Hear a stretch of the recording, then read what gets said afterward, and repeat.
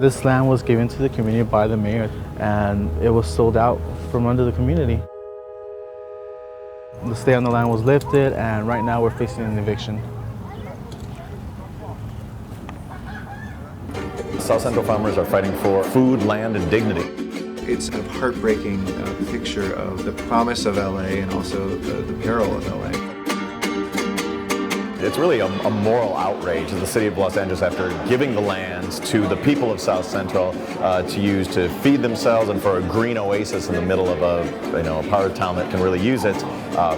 In a shady backroom deal, has put profit before people and is trying to steal the land out from underneath them. Council members, your predecessors in 2003 gave wealthy developer Ralph Horowitz this piece of land for a lousy $5 million. One side says, we don't need no more stinking warehouses, we need green space. But in those same places that need green space, they actually do need jobs, and the logistics industry is a huge part of that growth.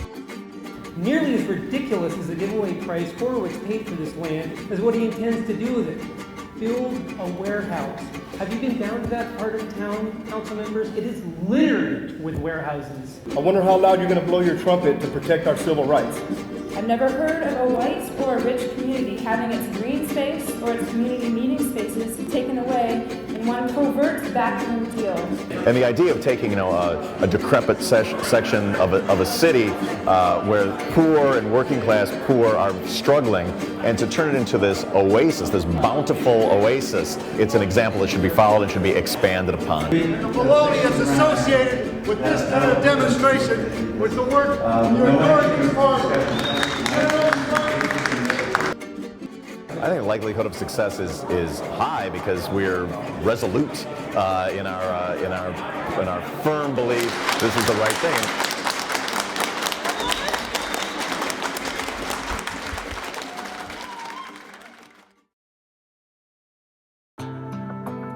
There's tremendous potential in New York City to increase the food production. There's all different kinds of methods and techniques and space that is underutilized in the city. And it's a shame because there are people that want to grow their own food, that have the land in their community to grow that food, and they're not able to gain access to that land.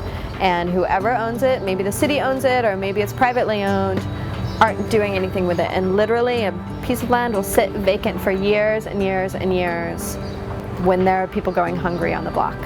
I hate to see is when they're closing them down, because there used to be a lot of community gardens in this area, and most of them got closed down because, buildings. There are people like you guys who just, rather than living on a block that has a vacant lot on it, want to live in a space where that land can be used to make it a better place to live for people. And the fact that they have to fight to do that is pretty ridiculous. They shouldn't just be always given the short shrift because they're the poor and people think that they're easily sacrificed for the larger good of wealthy people who think that they're worth more. It's the people themselves, not the government, that this country is based on.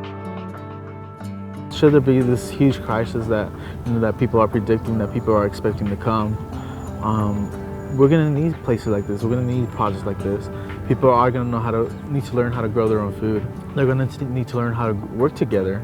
I think it's kind of the state of the world. There's lots of crises all over the place. There's impending doom on every corner.